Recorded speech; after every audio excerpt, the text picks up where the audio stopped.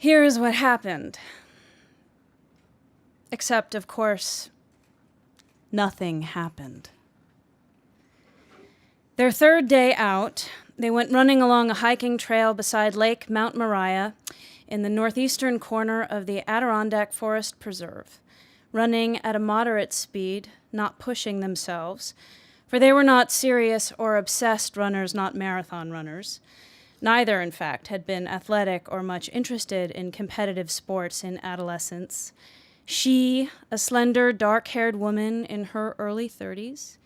He, a tall, big-boned, silvery blonde man a few years older.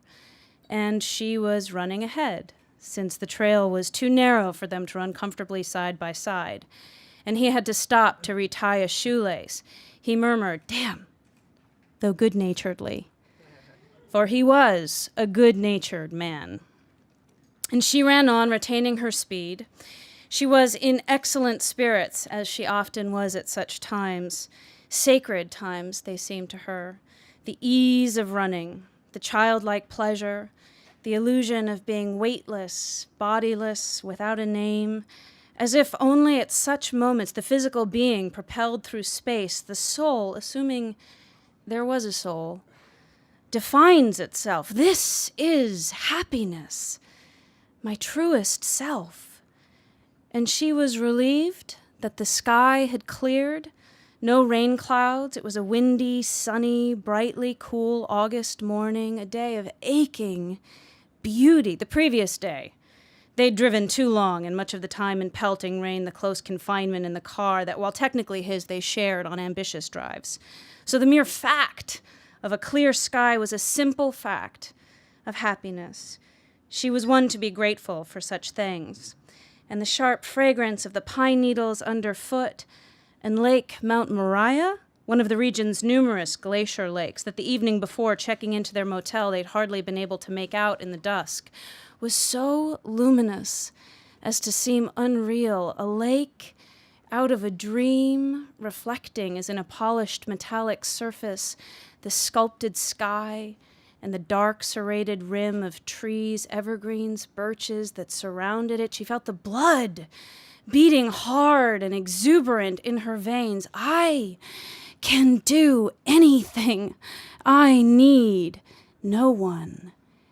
And turning a corner, she emerged into a grassy clearing of boulders, gigantic boulders that looked as if they were pushing up from the earth, covered with lichen like a man's beard, and deeply creased like human faces, compressed and distorted. And the wind in the topmost branches of the trees was visible here. The effort, the seeming emotion. The trail divided into a broad, not very clearly defined V, the left branch curving back to the lake in the deep shadow of evergreens, and the right branch, beyond several more boulders, into an unexpected meadow of tall grasses, Queen Anne's lace, milkweed gone to seed, dazzling goldenrod. How beautiful! And if no one saw it? And she seemed not to hesitate, not even for a fraction of a second. It was as if gravity drew her to the right branch of the trail and away from the lake. She was not thinking, how will he know which way I've gone? Nor was she thinking, will he be puzzled, concerned, not knowing which way I've gone? For she was a woman of moods and impulses and spontaneity. That was one of the ways which, in the human world, she defined herself and was defined, and she was curious, following the trail upward through the meadow, wondering where it would lead, guessing that shortly it would loop back to the lake, or if it did not, and he didn't seem to be following her, she would turn back, return to the lakeshore trail, catch up with him from behind. As she sometimes did, she would surprise him, playfully approaching him from behind. Here I am. Did you wonder where I was? She was beginning to sweat inside her clothes. Her khaki shorts, loose-fitting white shirt, a gauzy maroon-orange scarf tying her hair back from her face. But it was a good feeling, yes. And the mild ache of her muscles, the calm, hard, defiant beat of her heart. She was thinking with pleasure, too, of returning to the motel room and showering, and they would have their late breakfast. The routines of their lives together were comforting, yes, but they were confining, too. Predictable and confining. Are we addicted? To what are we addicted? Thinking that they were a couple well-matched, companionable, though not married. They'd been together for nearly 4 years, and though they lived at least much of the time, as on this 8-day drive through the Adirondacks, for instance, but often they traveled separately, as if they were married. Yes, and married for years, casual acquaintances assumed they were a married couple, for there was between them an unstudied ease, a companionable cheerfulness, a manner suggesting familiar marital customs exercised without self-consciousness or much emotion, for they were professional people. She, an administrator at a public school district, he, an engineer at one of the Bell laboratories. Yes, but she wanted to return to graduate school and get another degree in comparative literature, perhaps. And he was, in his heart, a purely theoretical mathematician. She was thinking how strange it was, how simple a fact, yet how strange that he was the man who loved her and whom, of all men, she loved. How strange that they might be defined in that way. And in another era, her mother's era, for instance, they would be married, would have been married years ago, would have children, a child, at least. And if so, who would that child be?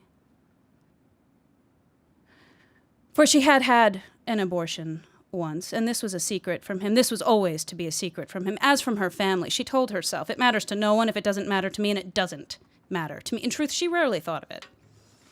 She never thought of it.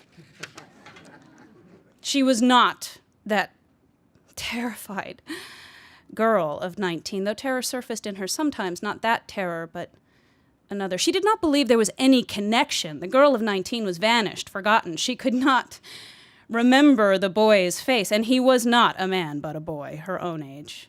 But she knew she had not loved him, or if she had loved him, it had been a mistake, just as perhaps the love she felt for the man who was not her husband was a mistake. A sickness of a kind, a sickness that had no name, because she feared losing him. He was so good-natured, so kindly, so loyal.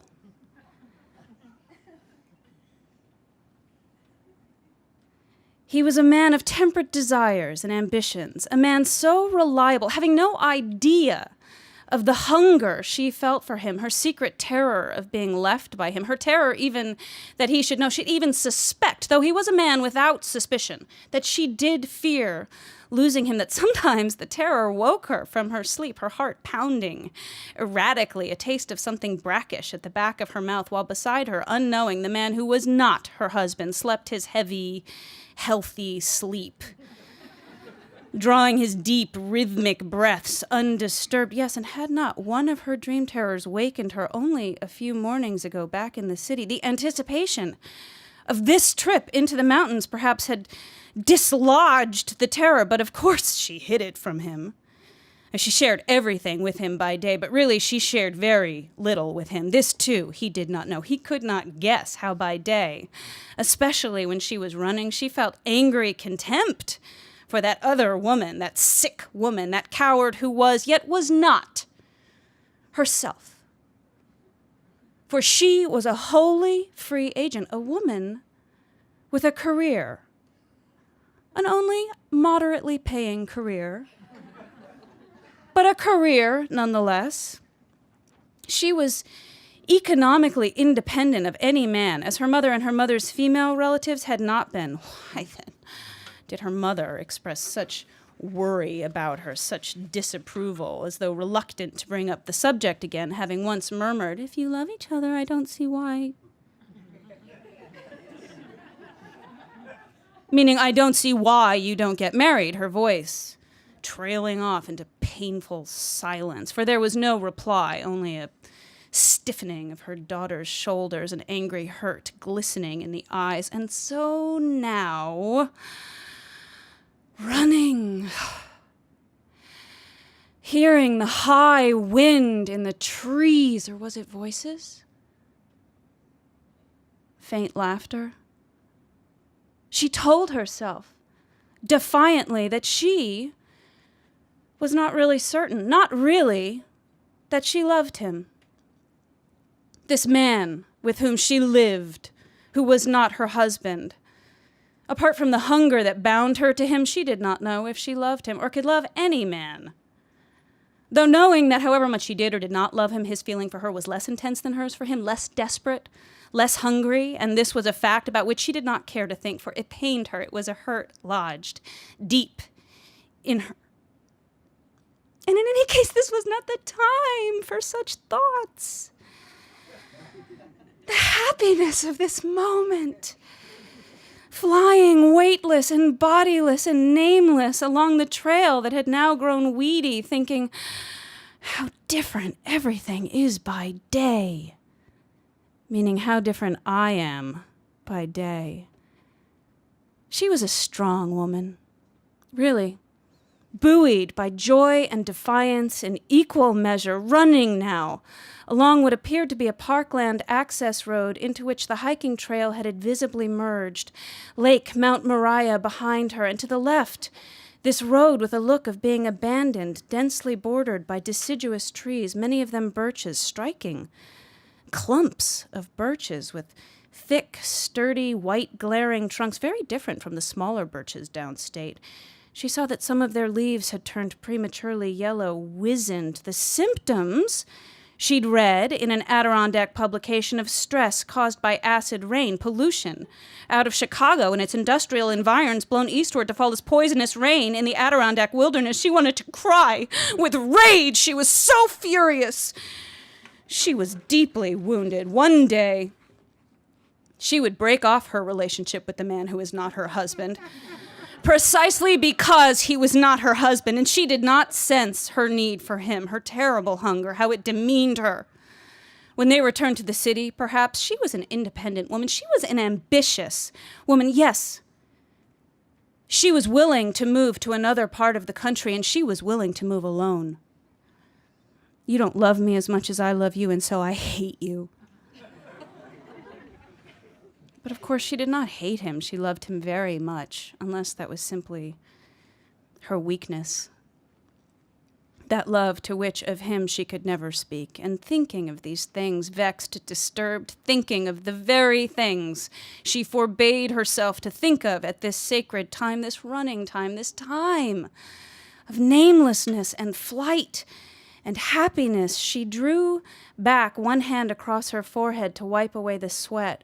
Her scarf was damp. She heard laughter, ringing on all sides. Blinking to get her vision clear, she saw ahead several figures by the side of the road, young men. They appeared to be in their mid or late 20s, campers perhaps, hikers. They were dressed in shorts or swimming trunks, bare-chested. They were talking and laughing loudly together, and then noticing her, they quieted at once, the high-pitched laughter of one fading as, turning, he squinted in her direction to see what his companions had sighted. She would remember the sudden silence and how instinctively, hardly conscious of what she did, she glanced about to see if there were other figures close by, female figures. But there did not appear to be. She felt a stab of apprehension, thinking, but I can't turn back. I won't turn back, trying not to meet the men's frank, rude, assessing gazes, for she was not the kind of woman who anticipates harm from strangers, not at such a time, in a place of such natural beauty, not here, not now. So she continued, running along the road, the sun pounding at her temples, rivulets of chill sweat running down her sides. She did not consider herself a sexually attractive woman. She was several years older than these young men, and once they got a clear look at her, they would lose interest in her, she believed. Her small, wan face, her overlarge, intense eyes, her sensitive skin exaggerated any blemish, her narrow lips, small breasts. She told herself, even as running toward them required to pass within a few yards of them, since the trail led inexorably that way, and to pause, to turn, to veer off suddenly in any other direction would be to acknowledge to the men and to herself that there was something between them to be acknowledged. She saw that they were staring with an unmistakable excitement, conferring together, one of them thick-bodied, squat, his bare torso covered in coarse black hair, had already stepped quickly out into the road as if to block her way. How very quickly he'd moved. By instinct, perhaps sheer masculine instinct, the predator's instinct, yet still, tasting panic now, she continued to run forward. I can't stop. How can I stop? I will not. She saw that one of the men had a growth of pale red whiskers, another grinning, had fleshy lips. The one blocking her way was misshapen somehow. Was he? A blunt, hairless bullet head growing out of his shoulders, no neck, fatty, muscular upper arms, rolls of pale flesh at his stomach, the waist of his swimming trunks low enough to show his navel, a thickly whorled navel with dark hair. She saw his eyes, hot, derisive, hungry. In terror, she was telling them, I am not my body. I am more than a woman's body. Seeing the expectancy and arousal in their eyes, the crude appetite, the elation, how like dogs' mouths, their grinning mouths, the teeth inside their grins. Don't touch me, any of you, God damn it! Her vision blurred with tears of fury and helplessness and resignation as she ran into harsh sunlight, as into oblivion, and then so unexpectedly, she would recall afterwards, so miraculously, when she was within approximately 20 feet of the fattish young man blocking her way, she saw how the expressions on the men's faces shifted, their eyes moving quicksilver in their sockets, their bodies, too, altering, almost imperceptibly, but unmistakably. They'd sighted someone or something behind her. In that instant, she understood that the man who was not her husband, and who did not love her with quite the hunger with which she loved him, must have run into view. He'd known which branch of the trail to take. To follow her. Very likely he'd been watching her all along. And so everything was changed. I'm safe. Saved. As if the very sun had been extinguished and had then returned, and all so instantaneously, not a molecule in all of nature would register its unthinkable absence, let alone its miraculous return. She was safe. She was loved, not on her own terms, but on another's, and this would be the terms of her life. These were the terms of her life. Her eyes welled with tears that, undeserving as she was safe. And there remained no sign anyone might interpret to suggest that she had ever, for even the space of a minute, not been safe. For perhaps she had imagined everything? She had exaggerated the danger?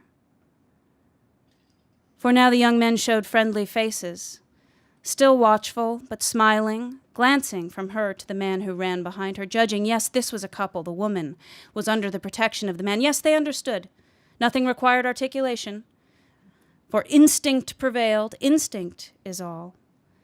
The young man with the reddish beard lifted a hand in greeting. The fattish young man blocking her way was no longer blocking her way. He stepped off the road, mock graciously, with a friendly smirk, even as maintaining her speed, her face showing none of the emotion she felt. She too stepped off the road on the other side, running in the grass to avoid him, courtesy in her gesture as well as caution. And then she'd passed him and the others, and saw ahead only the narrow road, the intermittent blaze of goldenrod, the dense border of trees, and the sky, a high, remote blue marbled with cloud, the thin tracery of white that scarcely moves, like a frieze. And behind she heard men exchange greetings, the man who was not her husband, and the young men by the road, The ritual of murmured greetings common to joggers, hikers, bicyclists of our time. Hello, how's it going? And no replies expected. And so that was what happened. Except what had happened?